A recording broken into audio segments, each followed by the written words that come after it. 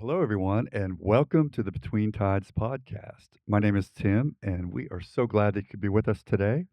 Whether you're a certified fan or if this is your first time joining us, the goal of our podcast is actually pretty simple. We hope to educate, enlighten, and inspire our audience to become just a little bit smarter, maybe a little bit healthier, and a little bit more curious after listening to each episode.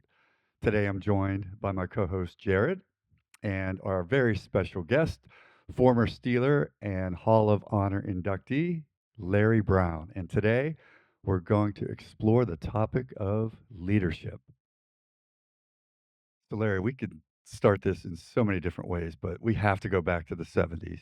I mean, come on now, four Super Bowls in a decade. What was that like? Tell us about that experience. It was a great experience, especially looking back at it. Going through there, I was a young man, a very young man at the time, and it was very early on in my career with the Steelers, and it just at some point after the first Super Bowl, it just felt like that's where we should be.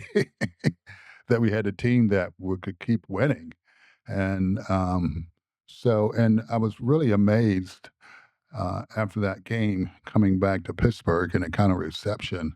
It was like unbelievable. From the airport all the way down to Pittsburgh, there were people lined up. And so that was kind of shocking. And still, I'm not really kind of believing it was that kind of a turnout, but it was a very nice experience. And you caught, if I remember correctly, you caught the winning touchdown pass against the Minnesota Vikings in that Super Bowl. I did catch a touchdown pass in that, but was it the winning one? That I don't know. But it contributed, obviously. But yeah, and that's a good memory. It's a very fond memory. Now, do all of you from the 70s teams, do you look upon the playoff victory a couple years earlier against the Raiders, the Immaculate Reception? Do you think that was a pivot point, the turning point for the Steelers? You can. It's funny. You can go back and pick out a few different things. I think that's one of those things that even now is has kind of a lasting legacy. That even now when you see it, anybody who has seen it, you recognize when it was, where it was, and who were involved. I think so. I think that whole year, and especially the playoffs part of that year, was something that the Steelers was a place that Steelers had never gone before, and so it helped that we had virtually a new team that was different than the old teams that were there. Coach Snow was just, I think that might have been his third year, perhaps, and it was my second year, and it was Franco's first year, and so things just really started to happen early on in that season, and it just culminated first just with the realization that we were in the playoffs, and then to get into a contest with the Raiders. In that game, I think we were just all happy to be there. And so I think we thought the game was over, given the circumstances. And then it happened, the immaculate reception.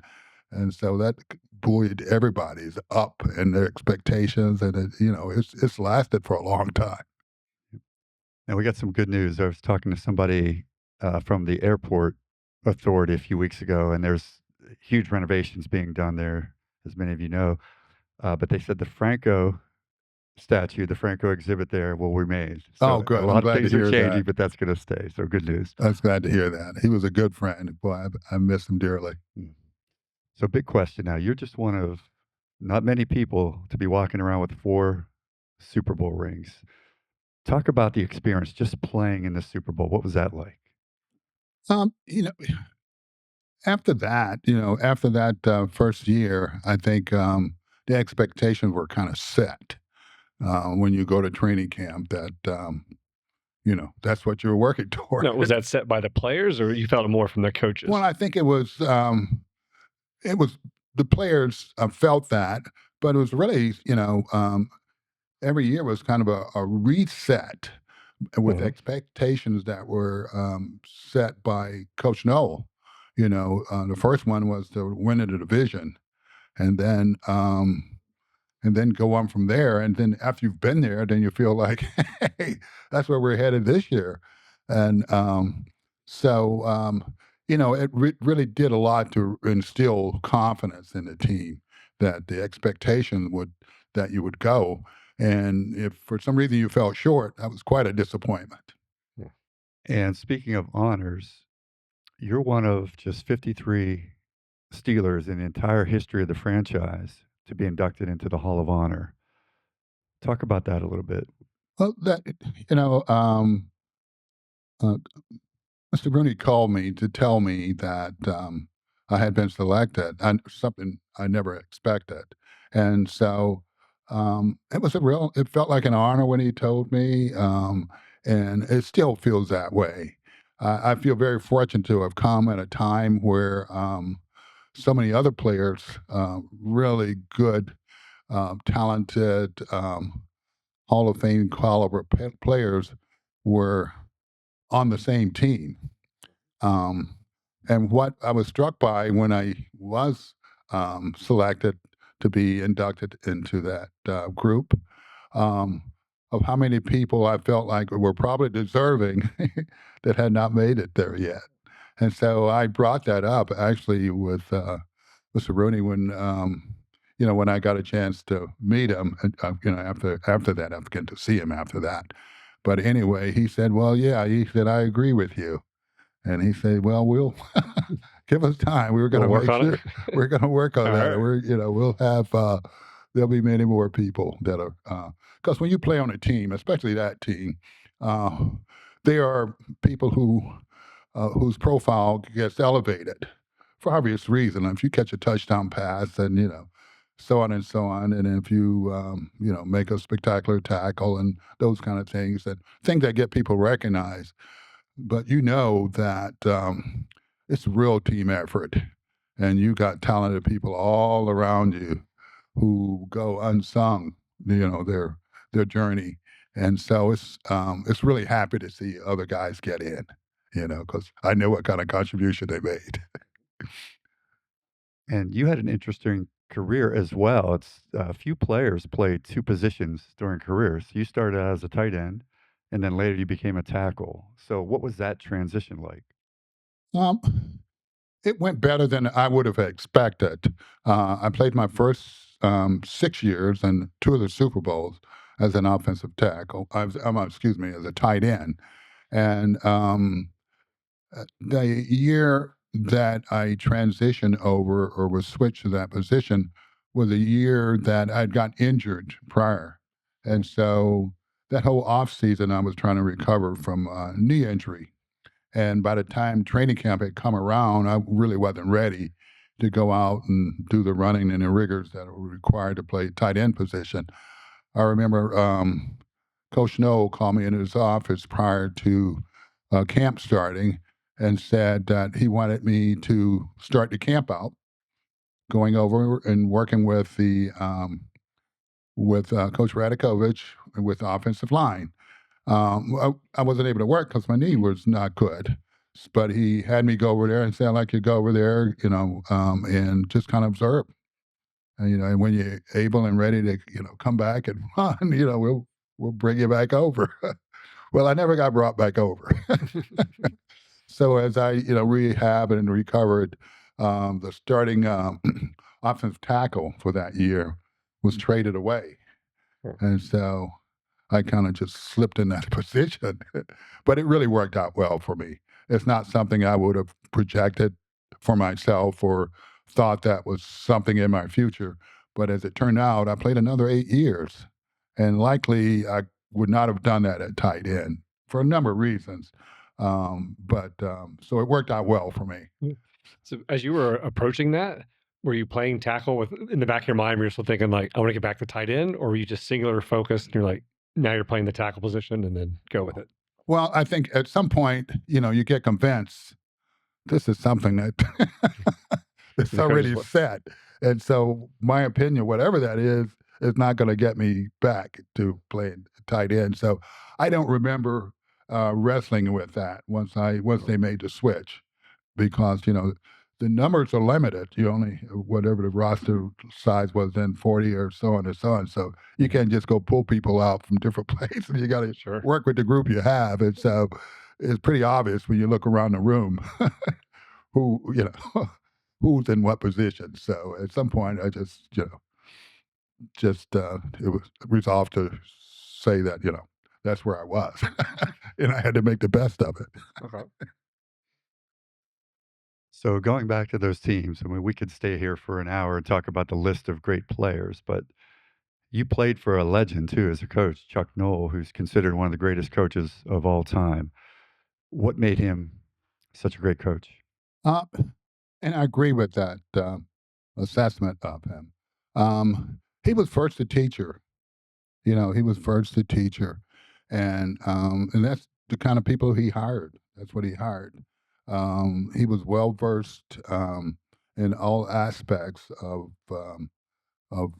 playing football. On the offense, the defense, and he was an offensive guard, so he had to kind of go to school on a lot of that stuff. But he could converse on any position with anybody, and so on and so on. And so, first, I think he impressed his with his knowledge. I think he impressed with his knowledge, and he was a guy who really emphasizes the fundamentals of playing because he thought that's what's sustainable is if you are sound fundamentally. So he did the basics, blocking and tackling, throwing the football, catching the football, and he had positions coaches that coached those skills, and so I think that was his strength. And do you have a favorite leadership moment from that period where maybe you felt his wrath or you had a great conversation at some point? You know, I do, because when you ask a question like that, I was there for a long time, and so there's a lot of different things that start to you start to think. But the one thing I think I've settled on is prior to that first Super Bowl, we had the playoffs leading up to it. Um, at that time, Miami Dolphins and the Oakland Raiders were regarded as the two best teams by a lot of people. And if you listen to television and the commentators, they played a game prior to our going out to Oakland to play Oakland. And the announcer said, the two best teams are playing today. And one of these teams, is going to be the Super Bowl and likely Super Bowl winner. And so that Tuesday rather, because we didn't come in on Monday those days, Chuck customarily started meetings off with all the whole team convening in a meeting room where we all got started and setting the game plan and things for the upcoming season.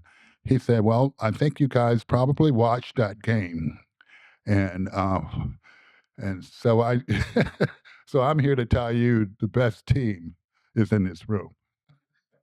Good man. And so that's the way we went out there and played. Went out there and played. I think if there were any doubters in the room, they were all that was before that. Yeah. Seems like he tried to instill a strong sense of belief in the team. I think he did, but what he did was tell you what he believed All right. about the team that he coaches. So they did a lot to instill a lot of confidence going forward. Okay. Earlier, when you said he was a good teacher, Yes. I'm curious, did he have the same style with everyone, or would he be kind of fiery with some, nurturing with others? Well, I think he had a knack with that. On the outside looking in, you would look at it and say, it's pretty even-handed in terms of dealing with people. He's never going to put somebody out on the spot and embarrass them or anything like that. Well, he had you could see the fire and you could see the determination in him, but he wasn't a very demonstrative person. But he can get his point across. You get the point that he was making. Um, so So, you kind of got to know him. All right. When he was upset, though, it may not necessarily be in a, like you might see typical with coaches sometimes where, you can just, they kind of take over the moment. Um, but he had that kind of strength and that kind of respect from the players that, Hmm. yeah. Very good. Now, when you look back on some of the greatest teams in history in any sport, you have the coach, and then you have what might be called the first follower. So think about the great Chicago Bulls teams. You had Michael Jordan, New England Patriots, you had Tom Brady, New York Yankees, you have Derek Jeter. Usually, when one of your top players or your best players buys in, that's really who the team is following at that point. So, do you think the Steelers of that era had a first follower who had been a leader outside of Chuck Noll for your team? That's a very interesting question because it kind of offers a couple of different perspectives. It offers one where you're kind of looking at and seeing what you perceive as the guy, who's leading and so on and so on. I think I think there were several of those, you know, offense side, defense side, so on and so on. And some names that come to mind for me, John Cobe, Sam Davis, um, Franco Harris, um, Joe Green. Um, if I haven't repeated anybody's name, Mel Blount. Um, and I could go on. I could go on. And it takes that because at any given course of the season, and it's long, or game, somebody steps up and say, "Hey, we need to get going," and stirs everybody up. And so just trying to find somebody and single some people out, um, it's hard to find just one person. So, during a long season, you just mentioned at some point almost everybody has to step up. Can you think of a moment when you took the lead? I, that's a tough question. Um, you know, I, I think I try to demonstrate along the way the value and importance of being a good teammate. I had a lot of good teammates who, stepped up for me in times for um, inspiring things that they may say, or after a game, they praise a compliment that came out of nowhere in terms of what you were able to do in that game that helped the team, and so on. And so, to answer your question, I think just trying to be a good teammate. And I hope people saw that and inspired by it to some degree to also try to be a good teammate. And how would you describe that? What goes into being a good teammate?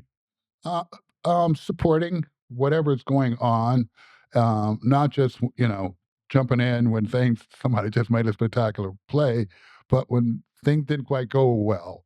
And this guy who's been working like, hard to, to be a good player and to produce, and it didn't go as well. And so to just go in and say, forget about that, let's go on, we need you, so on and so on. I've had that happen to me, so it was an easy thing to feel like that's what that could be aside from playing my contribution.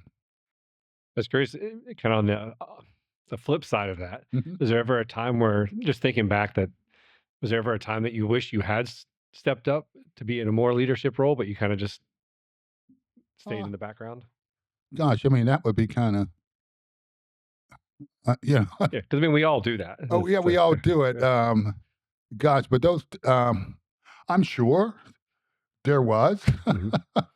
I don't recall, there being one that just stood out and haunts me Okay, well, that's haunts me good. at the time, but I haven't always felt like, maybe I was stepping up at necessarily, uh, grasping the moment, uh, in every situation.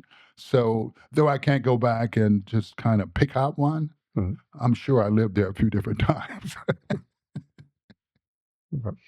So, on the topic of leadership, and this question always um, sort of bugs me a little bit. That do you believe that leadership has a shelf life? Is there a point, especially in pro sports, where you almost need a different voice? Because if you think about as great as Chuck Noll was, his last few years, didn't go so well.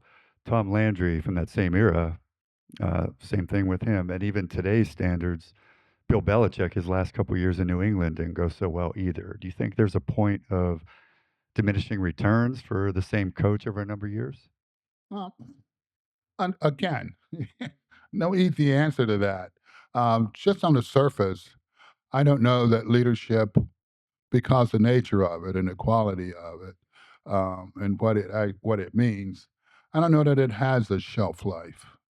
Um, there may be circumstances around those various situations that contributed to a decision by someone looking in and saying, well, I don't think you're quite getting it. Or the person themselves saying, I think I'm tired of this. But in terms of leadership having a shelf life, I think Coach Knoll and I'm sure Coach Landry left that left their left their positions with people having a lot of respect for them and still living from and being motivated by their leadership, going forward in their lives or still continue playing. And so I don't know if that's the answer you look for because, sometime, there's a statement you hear sometime where you make a change for change's sake. Doesn't make sense to me. What sake is change? I mean, what is that all about? I don't know. Yeah, just mixing it up for the sake of mixing it up. Yeah, I don't know if that's a valid kind of thing. Maybe you'll make change for change's sakes, but and maybe you're successful or not. But I don't see the value in making change for change's sakes unless some compelling reasons are there, and then you make the change. How about besides Coach Knoll? Can you point to a few other leaders over your career who had a big impact on you? Um, yeah, my dad, my mom, and I've been very fortunate to have come through um, a group of very influential and good coaching. That's um, that's a fortunate part of my life is that I've been around good coaching, and including including you, Coach. I admire your coach. I admire you as a coach, um, and it's the way you've got, the way I've observed the way you go about coaching, and it's so obvious that you care about the people that you're working with, and that it seems to be more than what's going on at the moment or at that practice or at that game. It's really about those kids and what you're setting them up for. And so I've been fortunate enough to have that kind of situation in my life. Now, you still watch a lot of football. Who are some of your favorite coaches today? Um, gosh, I Andy Reid, I think I like him. Coach Tomlin, I should certainly say him because I have more of a personal contact with him. But I've admired him as a coach. I've seen him outside of football with his sons, who played with my grandson along the way at the Boys and Girls Club or the AAU, and so he's certainly one of the people I admire. Um,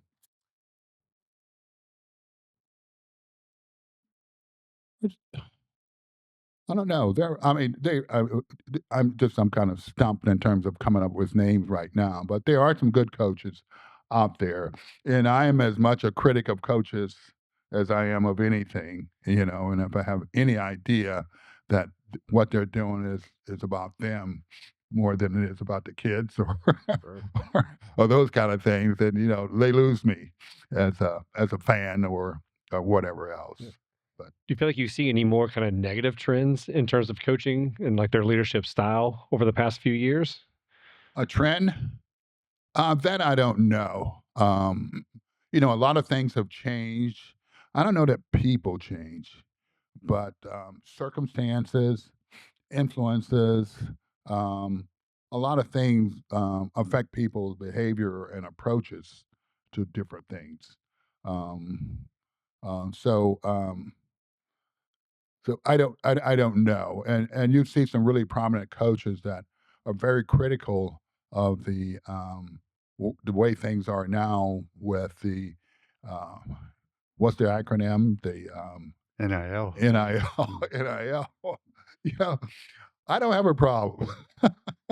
I don't have a problem because if those kind of resources are out there and these kids can benefit from those, boy, I say hallelujah, hallelujah. Because these institutions, coaches, you know, they've been able to make very large sums of money with the freedom to go from this place to that place and so on and so on. And in that wake, sometimes there's some casualties out there, kids who kind of get left behind Sure. because they weren't a priority, and you get a lot of people who stand on a soapbox and says it's for the good of the game or for the institution or for the all these things and I think there's a lot of fallacy in that. Mm. I think it'll correct itself if it needs correcting. If anytime somebody is expending those kind of resources and dollars and so on and so on, and it's not working out for them, it goes away. Sure. So, what if we take the 10,000-foot view at this point? How would you define the word leadership? What does it look like? um, it's a big old word. Because I mean, it makes you think a bit. Um, I knew what this was going to be about, and so it's hard to research that because there's a lot of good definitions you see out there. Because it can be good, it could be bad, it could be poor. There's all kind of forms and shapes of leadership, but obviously it's the ability or the act, the process of of directing, um, coaching, influencing um, a group of people for a common objective, whatever that might be. When I say a group of people, it could be an organization, it could be a team, it could be an individual that you're trying to um, go after some stated and desired results. Hmm. And do you think a title is necessary for leadership? I wouldn't say it's necessary, but it can be an asset or it can have some value. A parent, a coach, um, a teacher, or whatever else. There's certain expectations and a certain amount of respect, and a you know, a certain idea, attitude about it that, given those titles, and there are other titles, um, carries a lot of influence. And I think the danger, though, in those is that a parent, a coach, or whoever else that are exposed to kids and they're coaching them or whatever else uh, have to understand that the people that they're coaching or teaching or leading are always watching them, examining what they do, what they say. Once you're in that position, you're never out of it. There are no places to go to hide, you know. And so it's a tremendous tool because people look at you and and they hear what you say, but mostly they see what you do and how you do it. And that's how they learn. I mean, you just well, maybe this is a little stretch. We look at the animal kingdom, they don't speak like we do, but they learn how to survive and thrive and everything else by merely watching, following, and so on and so on. So that aspect, we share as humans. And so, a parent who's trying to do the best to do the right thing and teaching their kids, and at the same time, they're taking a kid off and doing this or that, and so on and so on and so on. He used to say, don't do what do what I say. Don't worry about what I do, what I do. But yeah, but it's profound, and so it's a lost opportunity. So people who are in those kind of positions need to realize that the way you get up in the morning, the way you treat somebody's mother or their father, or the way you treat another person, you can have favorites and you can treat certain people a certain way, and maybe that person feel good about that. But people also see how you treat others, and so for the most part, you think, well, it's just a circumstance away before they treat me like that. And so it's a tremendous thing that a leader carries around, with those titles, that you're always leading. There's never any time that you're not. Everybody's watching. They're processing that. They're interpreting that, and they're sharing it with others. And they're sharing it with others. I love what you just said about people are always watching. It's not really something you can escape, because even in the conversation, like you refer to Tim as coach because you know him as a coach. Right. And for the teams that I've coached, like you can be at the grocery store and a kid comes up, it's like, "Hey, coach!" Like they're always like, you don't get a time off. No, you don't. Yeah.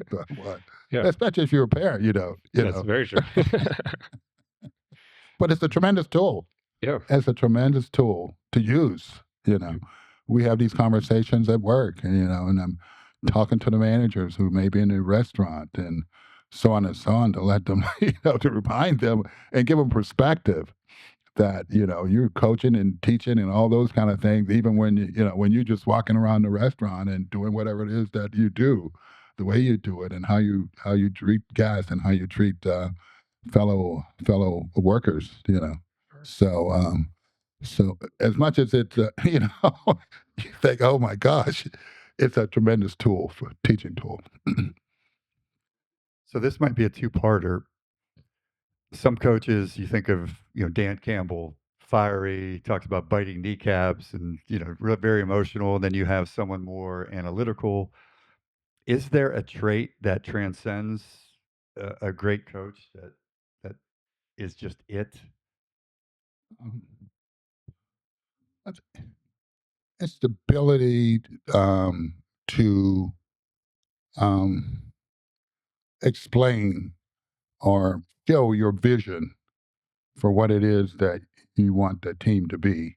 And so having that ability to communicate, whether it's, like a Dan Campbell, who kind of takes over the room, or like someone who's quieter or whatever else, like a Belichick or whoever, that's important because if you're leading a group and to be an effective leader and have an effective group that's pursuing whatever outcome, you need to start by being very clear about what it is, showing up, painting a picture, being able to do that, and making sure everybody gets that, and find a way to get feedback from what you say and what somebody hears on the other side. You may leave a situation, feel like, oh wow, I nailed it. But there are people who maybe didn't get it. And so there needs to be a process to know and find out and get feedback that the message and the vision that you've planned, that everybody got it. And I think that's the trait of an effective leader, however style, styles don't really kind of impress me. Results and, being really, really effective does. Chuck Noll, back in the day, had a famous line that he said, "There comes a time when you have to get on with your life's work," meaning basically it's time to turn in your helmet and move on. When did you know it was time for you to retire? My body kept me up on it. It let me know it was time. It let me know it was time.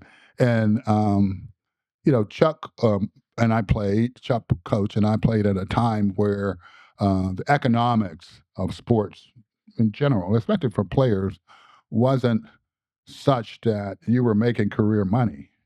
And there was a shelf life in terms of, like I said, my body tell you, you can't go back out there. And so in that amount of time, there's no way you're making the kind of money that, it's career money. And so that's another very blunt, candid, but necessary thing for somebody to realize and start to think about. And if it's not working out for you here, um, then you ought to get prepared to get on with your life work.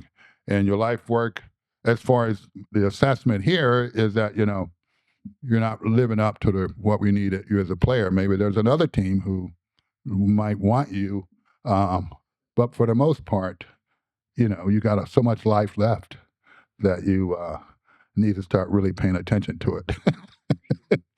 And Yeah, get you on mentioned with the it. economics. And I know you're still close to the Steelers organization, and you still follow football closely now, the NFL.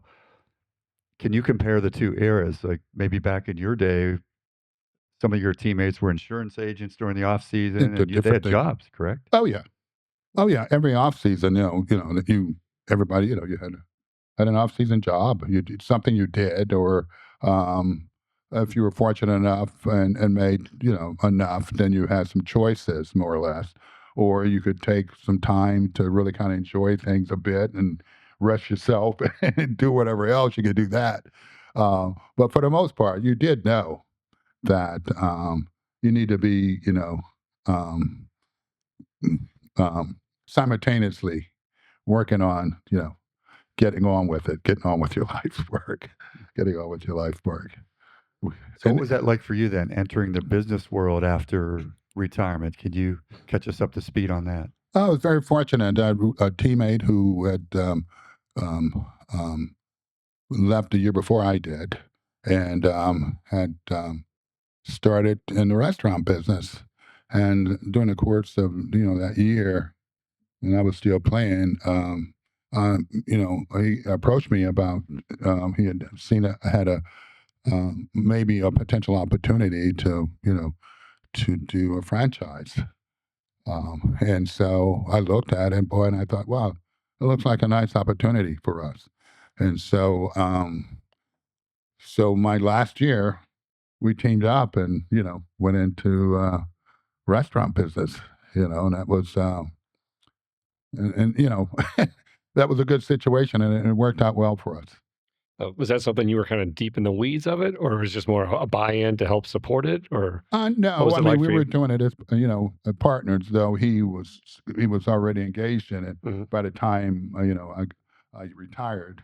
Or I say retired, but retired. I was just done and moved on to something else. but but yeah, yeah. And as soon as I was done, then it was full time. Let's develop this. Let's make it work. Do you think you found the kind of the same kind of team mindset in the restaurant business as you had on the football field and with your Oh, teammates? absolutely. I Really? mean, I think you learn a lot Nice. that you take with you, and understanding the value of it. Working together, you can get so much more done. It's just the mathematics of it, Hmm. um, or the physics of it, or whatever else. You got more, working and pushing this, the same thing that you know, can get, potentially can get a lot done. So, so yeah, and understanding and having worked in a team relationship, you understand that you have to work things out. You have to work together. You have to take on different roles, and so on and so on. And you also learn that you know like codependent. You need each other, Mhm. and so you find a way to work things out. Nice. So, how would you describe your leadership style in the business world? Boy, I don't. I don't know that I have a style. I have a style. What I do a lot is try to give perspective to our people. Yeah. Give perspective, understanding that in order to be successful at what we do, um, we have to appreciate the people who walk in one of our restaurants. I don't have the ability to pay people, all of our staff and all that. The people who come in the restaurant, every one of them who comes in the restaurant, is who your attention should be paid to and who you should appreciate, and who should feel like that you value them, because you should.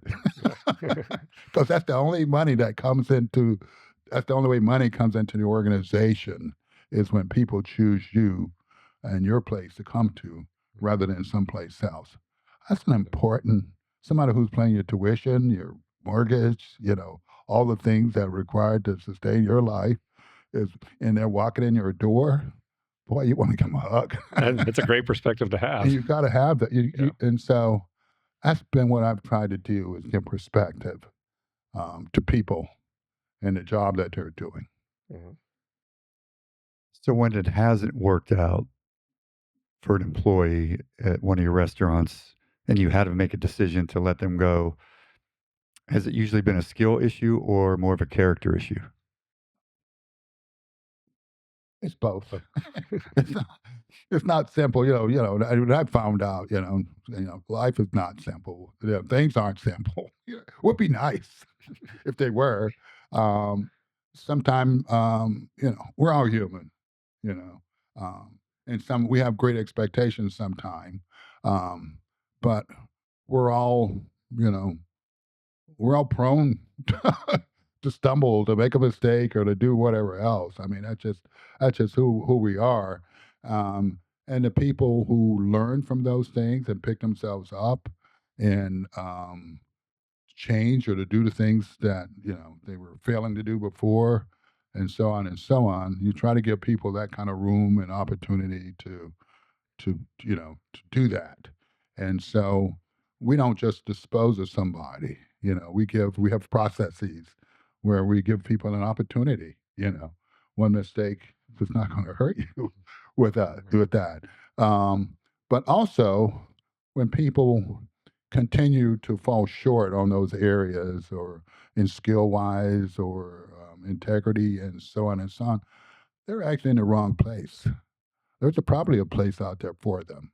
And so that process is made easy when you realize that this person just happens to be in the wrong place. And so you're actually doing them a favor on getting them to someplace closer to get them closer to someplace where they have an interest. They can put their time and energy and intellect into, and is likely to thrive. They were just in the wrong place. And so, even though it's difficult, you realize having a job or not having a job, impacts somebody's life. Um, but with the right perspective, and you deal with it, and you make the decisions, and you go on. Now, in his leadership books, John Maxwell talks a lot about the three C's. He talks about character, competence, and chemistry. Can you just speak a little bit to each of those traits? Character first. Uh, yeah, and I think the way you presented them there, I think that's the order. I think that's the order that they are. I mean, you got to start with character.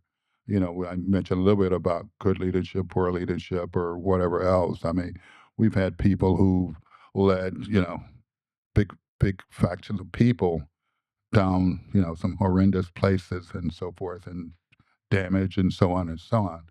Um, so character matters, without question. Character, as I said, people aren't perfect, but character matters. Um, the second one was Competence. competence.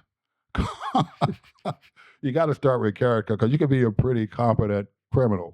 You know what I mean? Yeah. And competence, you need that. It's just without question. You need the competence.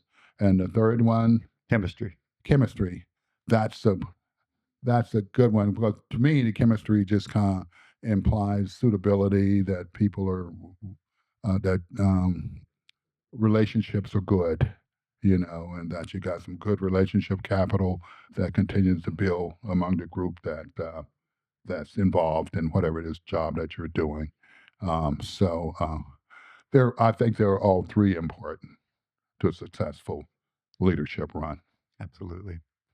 So, Larry, this has been awesome, and we could stay here all day, but we want to be respectful of your time. So, would you mind if we maybe just finish up with a few rapid fire questions? We want to share maybe a couple of our favorite leadership quotes and have you Okay, speak to those. Okay. we'll see how that goes.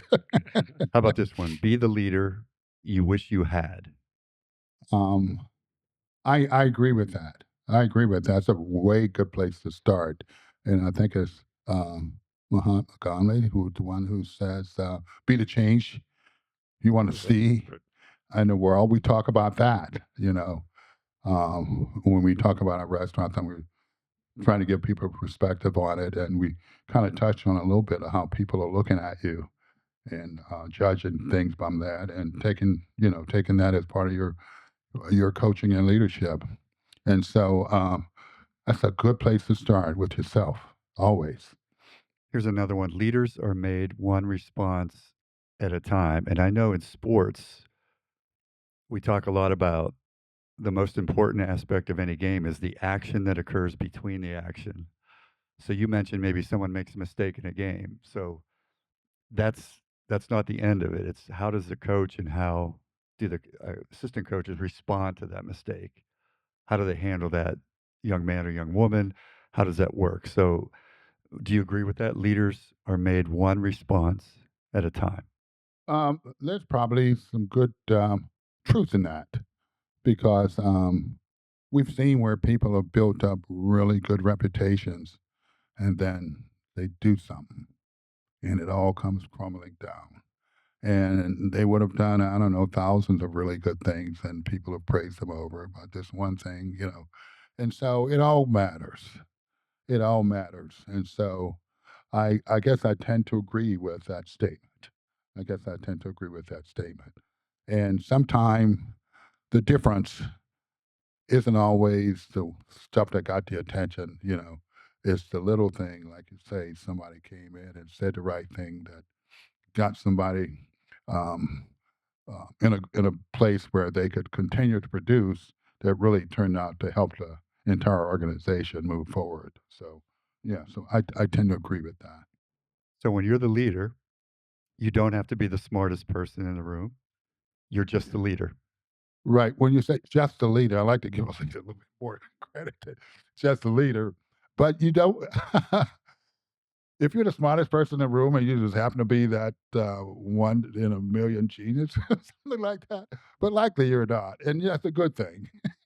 That's a good thing. You want different perspective. You want different points of view. You want to be able to consider things that just one person may not be able to consider. You like to have a perspective from this group or from that group or from whatever else because you're dealing with so many different people. Um, and so um, you have to be able to tap into the necessary resources to be able to carry out your objectives and so on and so on.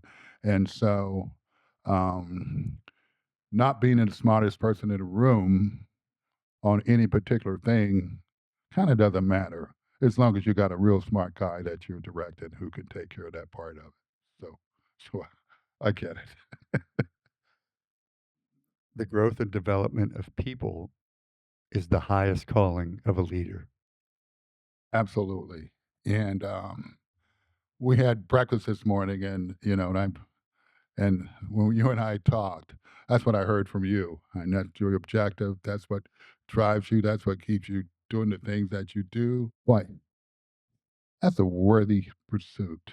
That's a worthy pursuit of all the people that whose lives you touch beyond those times when you had them under your care, preparing them for the next thing in their life, and so on and so on. And so I wholeheartedly agree and endorse that statement.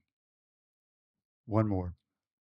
Hold the crown 6 inches above their head and allow them to grow into it. Uh, yeah, I I think I'm understanding what you're saying. You want whoever you're working for, you want them reaching beyond where they are because you see that potential they have. And so, um, recognizing that the people that you work with, they may not see it yet, but you see potential beyond what they may be working at. And so, as a leader, that's part of your responsibility to try to pull the best out of that person to, and the beneficiary of that is that person and whoever else they're working with. And so, yes, you want to always try to push and encourage and aspire to be able to add more to the people that you're working for than what you necessarily may be giving them at the time. Give them that kind of opportunity to thrive, to move, to grow. So we'll get you out of here on this one. You're 75 now. Soon to be 76. Usually when the calendar goes over, then I'm 76. Well, you're I'm still so- 75. yeah, I get technically, yeah. Right. But What do you know for sure? nothing. I know. What do I know for sure? I think I'm sitting here. It could be a dream. I've had some vivid dreams that I thought I was doing something, and then I woke up and I wasn't there. Oh, I know. You know, I know there's more to my life and my existence than is necessarily something that I have full realization of. I know because I know the way things have worked in my life. I know when I go back to kind of where I came from and just kind of imagine it, I would not be where I am today if there weren't those kind of um, encounters or incidents in my life that beyond anything I could have ever thought or believed. Larry, I can't thank you enough. This was so good, so rich, so much wisdom. And I can honestly say I would not be the man I am today without you in my life. You are not only a great friend, but a great leader, one of the most humble and genuine people I know. And I just want to thank you publicly for what you've meant to me, to my son, and to our entire family. I Thank you so I much. thank you very much. I mean, and I know you know this. I mean, my grandson, having him, myself, like, obviously, but my grandson, having come through your program, boy, I tell you what, it's just invaluable. He's still growing off of your teaching. He's still growing from that. And so that makes him a better man. And that was part of my objective. So it kind of makes me a better man, having met you and having gone through that experience. So again, thank you for having me today. Thank you for being with us. Go Steelers. There we go. Go Steelers.